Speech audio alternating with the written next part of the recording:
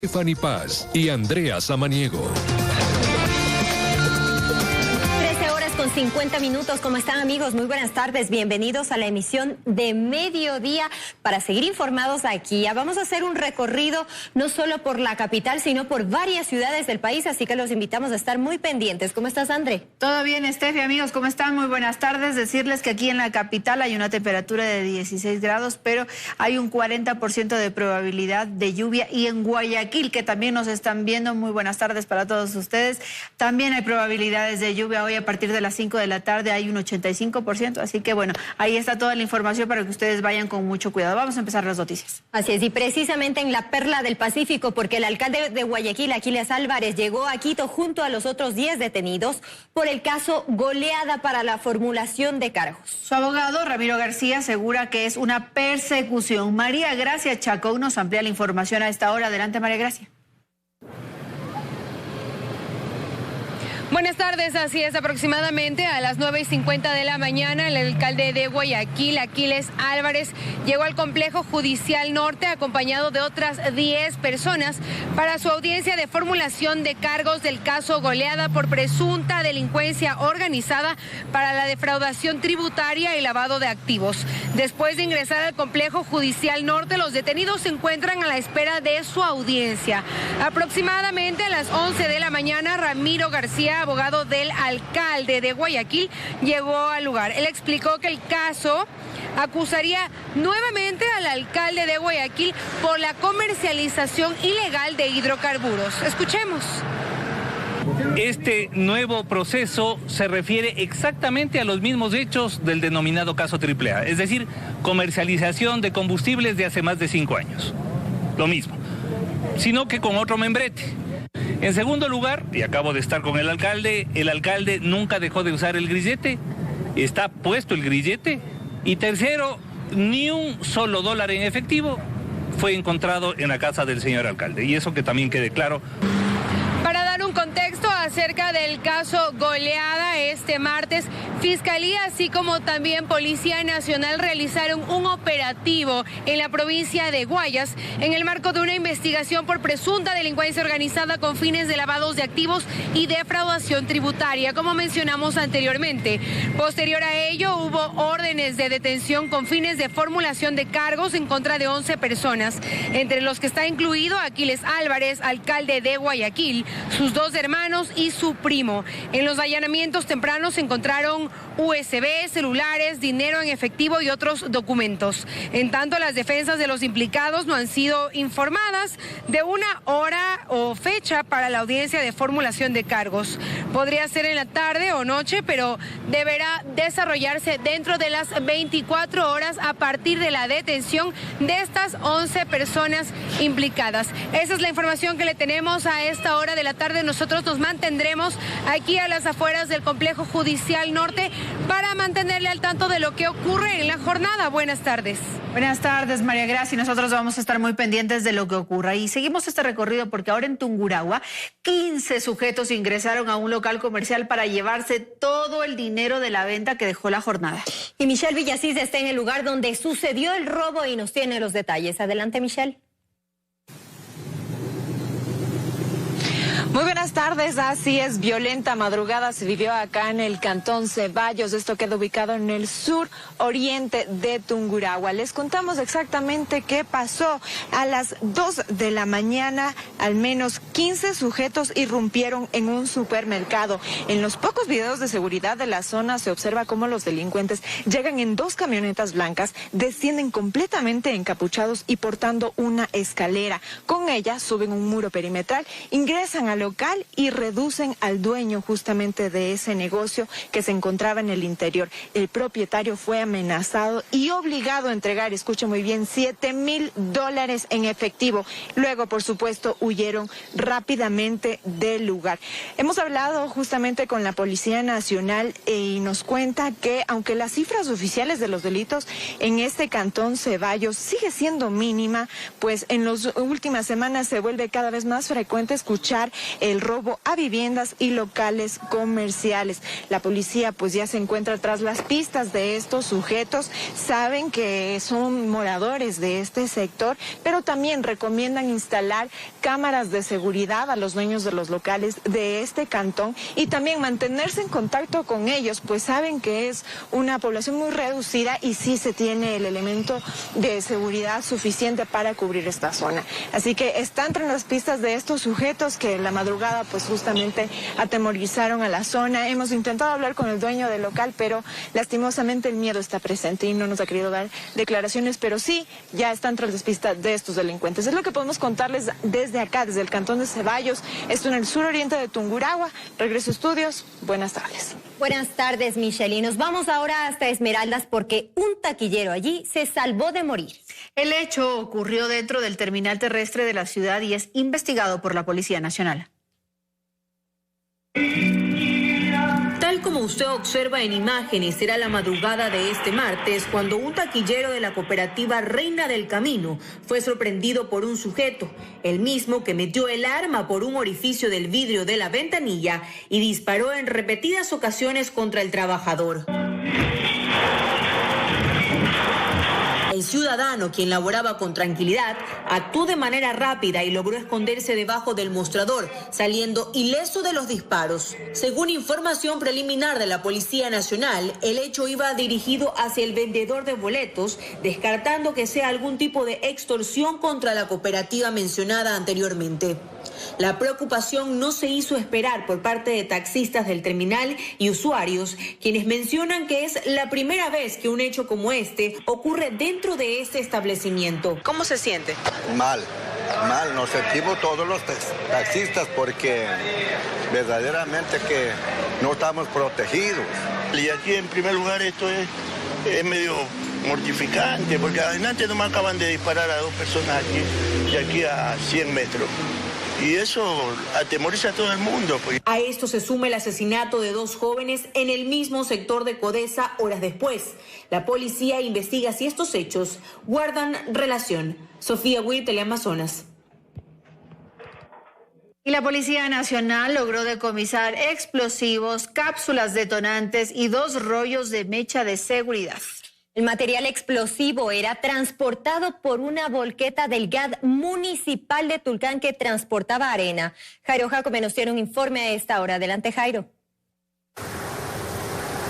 Así es, ¿qué tal? Buenas tardes. A mis espaldas el vehículo que fue utilizado para transportar este material explosivo, posiblemente con destino la minería ilegal. Los explosivos estaban embalados en fundas plásticas y sacos de yute ocultos en diferentes compartimentos del vehículo municipal. Cada taco tiene la capacidad de destrucción de 2 a 3 metros a la redonda y en total son 987 que eran transportados de una manera inadecuada y totalmente peligrosa.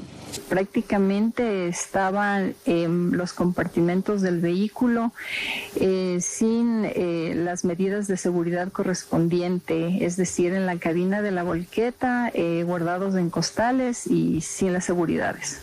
Se trata de 889 cápsulas detonantes no eléctricas, 750 explosivos de alto poder Emulnor 3000 marca Famesa, 237 explosivos de alto poder Emulgol 80 marca Exur y 2 rollos de mecha lenta de seguridad, todos de fabricación peruana, que presumiblemente tenían como destino la minería ilegal, aunque podría desviarse también para otros fines delincuenciales que aún están en investigación.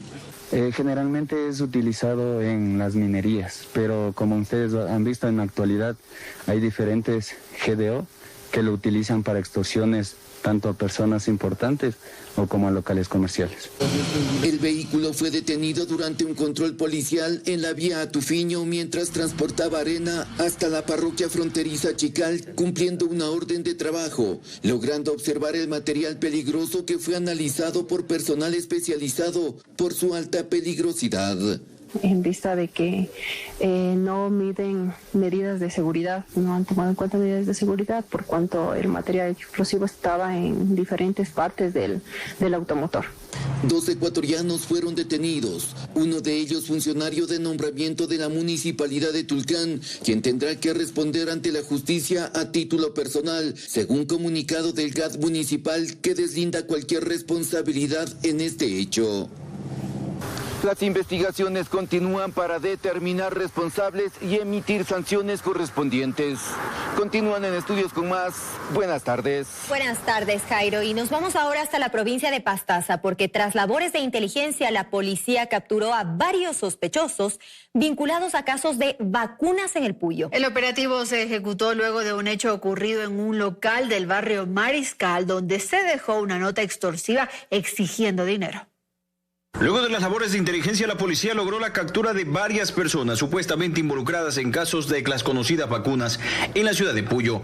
Esto a raíz del último hecho suscitado en un local del barrio Mariscal, donde dejaron una nota en la que pedían una cantidad de dinero para dejarlos trabajar. Se pudo realizar la aprehensión de 4 ciudadanos en la provincia de Pastaza y 2 ciudadanos en la provincia de Manabí.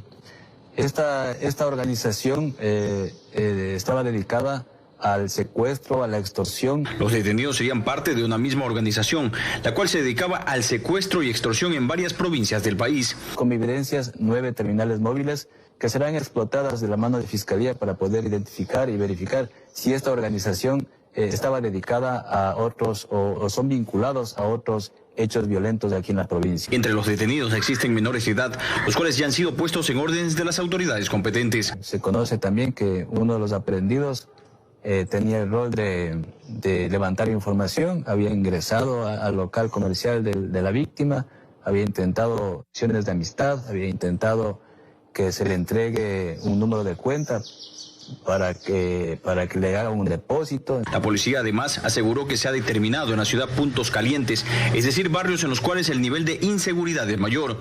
Uno de ellos es el barrio Mariscal. Desde la provincia de Pastaza, Jefferson Santos, Teleamazonas. Y usted ya sabe que este es el noticiero en donde puede presentar su denuncia y en donde también estas tienen el seguimiento y la respuesta. Precisamente la policía del distrito Manuela Sáenz da respuesta a la denuncia ciudadana sobre inseguridad en el sector de El Dorado, en el centro de Quito. Bueno, Natalie Jiménez ya está en el lugar para contarnos todos los detalles. Adelante, Nati. Muy buenas tardes, compañeras. Así es, como ustedes ven a esta hora, la policía del distrito Manuela Sáenz está llevando a cabo un operativo preventivo. Esto en respuesta a algunos delitos que se registraron la semana pasada. Para más detalles, nosotros nos encontramos justamente con el jefe de operaciones del distrito, Von Martínez. Bueno, primero un poco del contexto, coméntenos qué fue lo que pasó la semana pasada con el robo. No, muy buenas tardes. Primero, la semana anterior lo que tuvimos fue un robo a mano armada que ingresaron unos delincuentes a un local comercial en la que se sustrajeron pertenencias de este lugar. Estaban ahí clientes y trabajadores. Es por esto que estamos realizando estos operativos de prevención y también, sobre todo, también se les llevó y realizó el acompañamiento a las personas perjudicadas, tanto para darles el procedimiento como para activar los botones de seguridad, darles también el acompañamiento necesario. Tenemos realizándoles visitas periódicas y están en los chats comunitarios y, como les dije, el botón de seguridad. ¿Cómo se movilizaban estas personas, los delincuentes? Aparentemente en motocicletas. Normalmente también trabajan con personas que hacen de campaneros, pero nosotros ya estamos realizando los respectivos operativos, estamos también trabajando con el eje investigativo para tratar de detectar a estas personas que están amedrentando a nuestra ciudadanía. Justamente los operativos son enfocados en personas en motocicleta, también en autos sin placas. Sí, efectivamente, tanto el personal que patrulla en motocicletas como los patrulleros, valga la redundancia, tienen la consigna de parar todo vehículo, registrar todo vehículo que se encuentre sin las respectivas placas y documentaciones necesarias. ¿Cuál es el delito más común en este sector?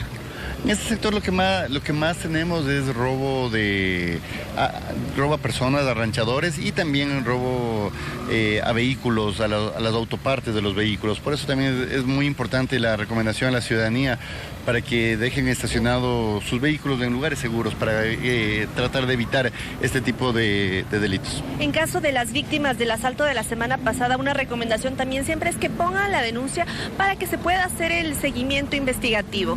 Efectivamente, las denuncias nos ayudan mucho precisamente con la información que nos otorgan para poder realizar nuestras investigaciones y poder obtener resultados tanto por el eje investigativo como con el eje preventivo, de dar un mejor servicio a la ciudadanía. Perfecto, muchísimas gracias. Ya estamos observando que a esta hora en el sector de El Dorado se lleva a cabo un operativo preventivo justamente para evitar los asaltos, los arranches, que es el mayor delito que se registra aquí en el sector del Dorado. La recomendación: siempre tenga atención, ponga mucho cuidado con sus pertenencias y también, importantísimo, colocar la denuncia en fiscalía para que se puedan continuar con las investigaciones. Es la información que tenemos, volvemos con ustedes. Buenas tardes, Nati. Bueno, estaremos muy pendientes también como noticiero que la policía mantenga estos controles. Vecinos, atención al siguiente servicio social. Está desaparecida Shirley Cabascango Tocagón. Ella fue vista por última vez el pasado 7 de febrero del presente año en Otavalo, en la provincia de Imbabura. Mire bien la fotografía que tiene en su pantalla. Si tiene información, por favor, comuníquese al 1-800-335-486. 1-800-335-486. Su familia está desesperada.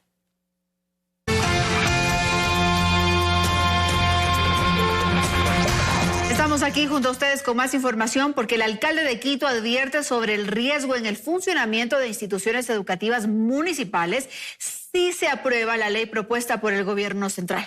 El burgomaestre asegura además que el municipio tendría que despedir a cerca de 5.000 funcionarios. Fue durante su informe semanal de actividades en el que el alcalde de Quito se refirió al proyecto de ley enviado por el gobierno para reformar la normativa que regula los gobiernos autónomos descentralizados, COTAD. En él advirtió sobre el riesgo que esto implicaría para el funcionamiento de las 20 unidades educativas municipales. Restringen el concepto de inversión a solamente construcción y edificios. ¿Es una escuela una inversión? Ellos dicen, la construcción de la escuela sí es una inversión. Sostener esa escuela es una inversión, eso ya no es una inversión. Si aplicaran la ley como la tienen concebida, tendríamos que cerrar estas unidades educativas y eso es una barbaridad.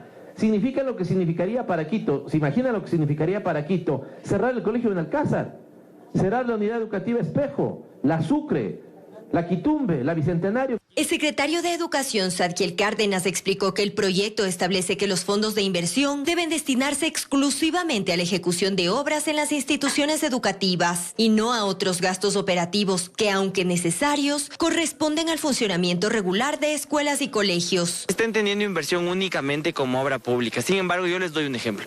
Aquí en Amaguaña nosotros hace 3 meses inauguramos un colegio. Para construir ese colegio nosotros tuvimos que hacer la contratación vía gasto de inversión de los estudios.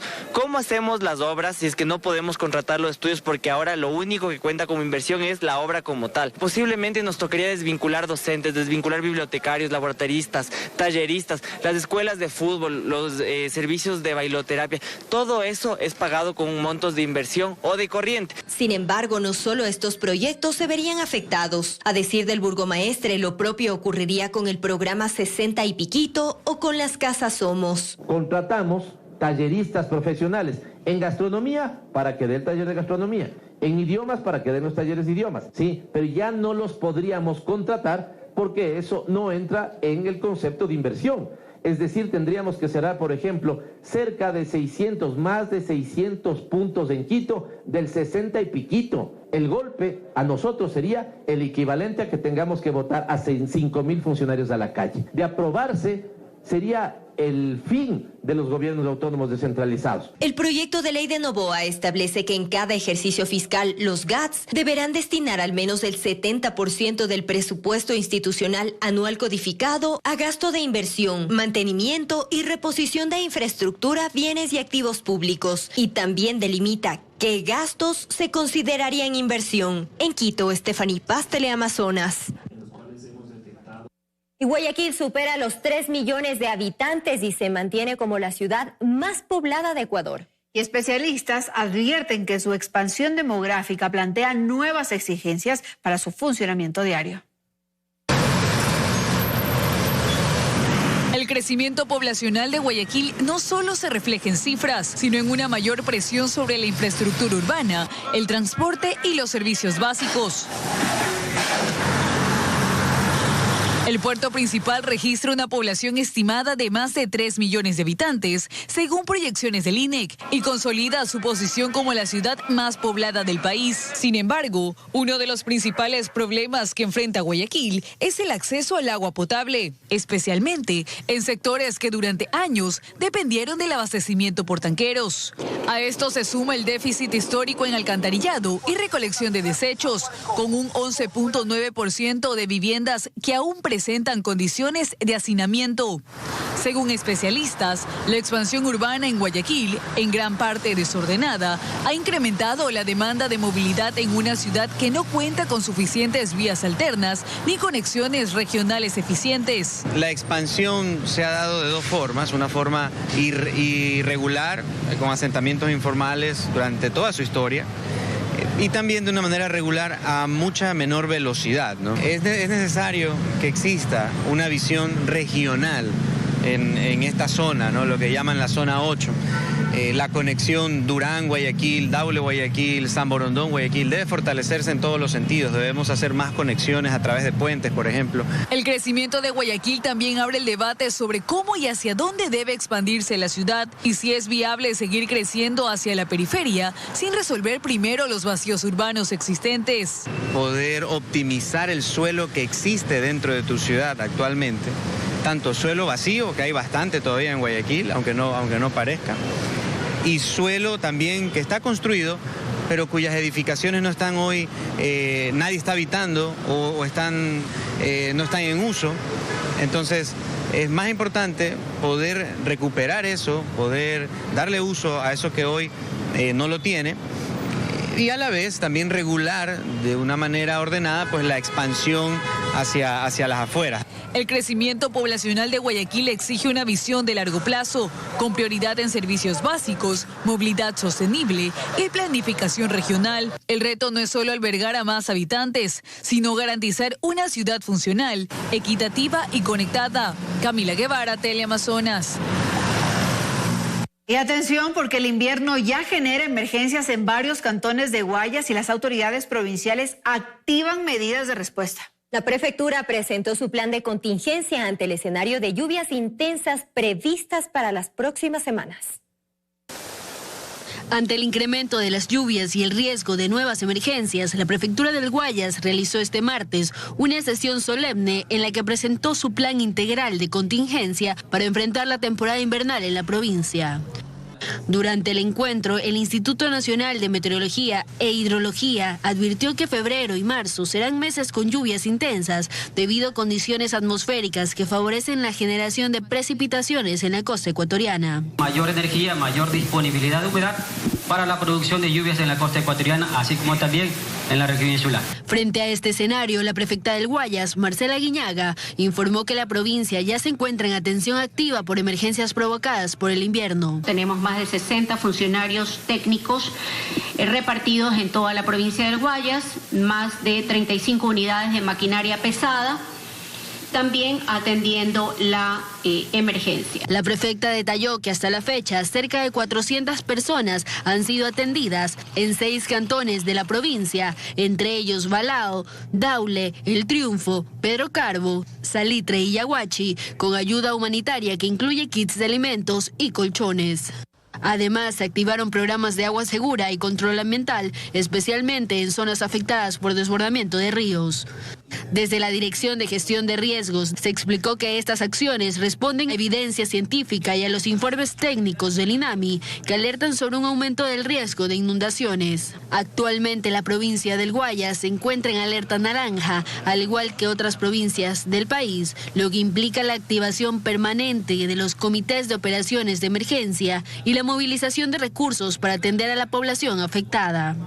Las autoridades hicieron un llamado a los gobiernos cantonales y a la ciudadanía a mantenerse informados y preparados, mientras se refuerzan las acciones preventivas para enfrentar un invierno que, según los pronósticos, será más intenso en las próximas semanas. Macarena Larrea, Teleamazonas. Y regresamos a la capital porque nuevamente recorrimos la avenida Simón Bolívar y la Ruta Viva en el nororiente de Quito. Y el mal estado de las vías es preocupante. Total, incluso varios conductores que transitan por esta vía reportan daños en sus vehículos por los baches y desniveles. Es la maniobra que tuvo que hacer un conductor para evitar un bache en la Ruta Viva, en sentido Aeropuerto Quito. Y no es un caso aislado. Preste atención a las imágenes recopiladas por este noticiero. En sentido Valle Quito existen huecos de grandes proporciones que afectan la movilidad. Están malas las vías, muchos baches, están también de pavimentación, pero solo repavimentan y nuevamente sigue el mismo problema. Las pensiones, los ejes, todo se daña. Conductores que transitan a diario por esta arteria, en este caso de transporte público, reportan incluso daños en sus automotores. Hay bastantes baches, bastantes huecos, que incluso dañan a los buses, las hojas les rompen y todo eso. ¿Y ya le ha pasado? ¿Se le ha dañado? La verdad sí, se me rompió la hoja del lado derecho, la hoja delantera, la hoja principal. Sin embargo, no es la única arteria vial de gran afluencia que permanece en estas condiciones. Fíjese en estas imágenes que corresponden a la avenida Simón Bolívar, específicamente a la altura de la Loma de Puengasí, en el sur de Quito. El desgaste en el asfalto y grandes baches son evidentes. Conductores piden atención urgente. Más seguridad vial para evitar tanto accidente. Porque estos baches se esquivan, generan, están mojados, se esquivan y se caen y genera accidentes. Sí, deberían hacer un arreglo, un mantenimiento de la vía, ¿no? Porque sí es necesario, a lo menos en el motivo de los buses, porque circulamos a diario más que todo. Al respecto, la empresa de movilidad y obras públicas señaló mediante este comunicado que para ambas vías hay planes de recuperación vial previstos. Sin embargo, la realidad en la Simón Bolívar y Ruta Viva es esta. En Quito, Brigitte Mancheno, Teleamazonas. Estamos de regreso y queremos compartir con ustedes que la Orquesta Sinfónica del Colegio República de Francia ofrecerá un concierto por San Valentín el 12 de febrero en el auditorio del Museo Municipal en Guayaquil. Bueno, jóvenes de 12 a 17 años integran esta orquesta. Ricardo Cruzati nos cuenta más. Adelante, Ricardo.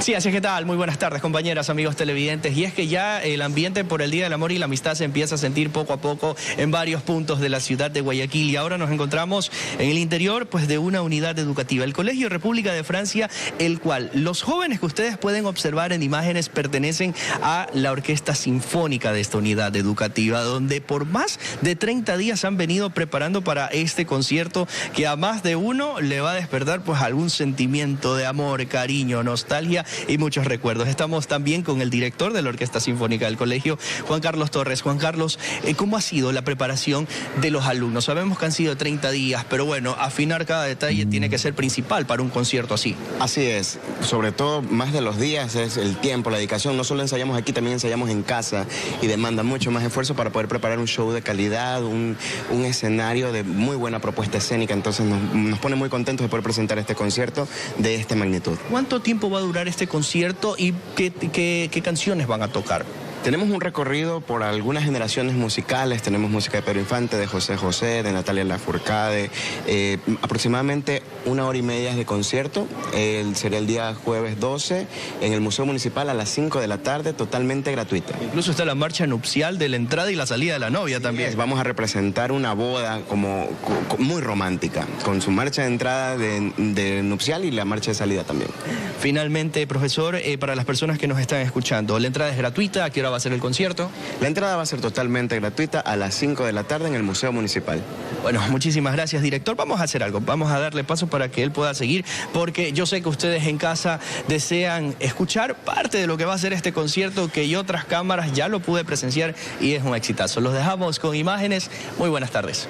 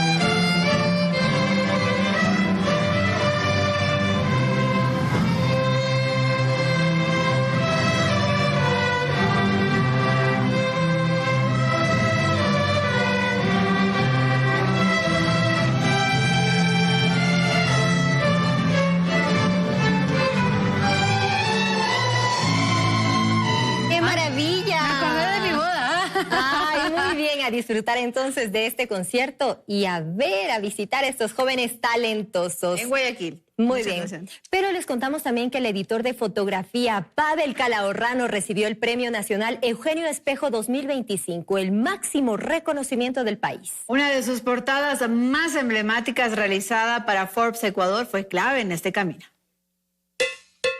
Pavel Calahorrano nunca pensó que terminaría contando historias con una cámara. La fotografía llegó a su vida sin avisar y con el tiempo se convirtió en una forma de mirar el mundo. En 1994 empiezo en el diario Hoy. Entonces empiezo a hacer fotitos de vez en cuando para la redacción. Me acuerdo que una de esas cosas muy chéveres es que llegó un grupo de motociclistas que iban a tener una carrera en Yaguarcocha y no había fotógrafos de ratos. Me dicen, Pavel, ¿puedes venir, por favor? Ayúdanos con unas fotos. Y en digamos que estas coberturas esporádicas, me veo involucrado en una cobertura de un asalto a un banco. Al inicio su camino fue la prensa escrita. Ahí aprendió a observar, a esperar el momento justo y a guardar historias que solo se entienden estando cerca de la gente. Hay momentos que son más emotivos, más excitantes, las caídas de presidentes, el tema del fútbol. Yo, por ejemplo, yo era fotógrafo cuando Ecuador clasificó la primera vez al Mundial de Fútbol y estaba en el estadio de Atahualpa. Hoy, desde Forbes Ecuador, ha retratado a personas destacadas haciendo historia en el país. Y encontramos ecuatorianos que están en todo el mundo, haciendo no solo negocios, sino también forman parte de grandes empresas, del mundo académico también. Entonces, te invito a decir, oye, si es posible. Para Pavel, la fotografía sigue siendo real. No nace de algoritmos ni de inteligencia artificial, sino de la luz, de la paciencia y del instante preciso. Todo lo que yo hago con mis cámaras es manual. Y yo creo que hacer una buena foto o tener una buena cobertura no se debe a una sola razón. Hay una pasión que nos mueve. Esa forma honesta de mirar lo llevó este año a recibir el Premio Nacional Eugenio Espejo. En la categoría fotoperiodismo corresponde a Pavel Calahorrano. La verdad es que la noticia me cayó como un balde de agua fría. Yo participé con la edición número 24 de la revista Forbes y creo que Ecuador es una máquina productora de muy buenos fotógrafos, entonces eso me honra muchísimo más. Y aunque tiene nuevos retos con Forbes Ecuador, tiene algo que decirles a los nuevos talentos. Lo primero para mí sería justamente buscar el tema académico. Busca mucho la luz, pero también nunca te olvides de las sombras. Lo que está en las sombras a veces dice mucho más de lo que está en la luz, pero no dejen de buscar. Pavel Calahorrano se consolida como una de las voces visuales del país y un ejemplo de cómo la imagen puede documentar la historia contemporánea del Ecuador. Michelle Villasís, Teleamazonas.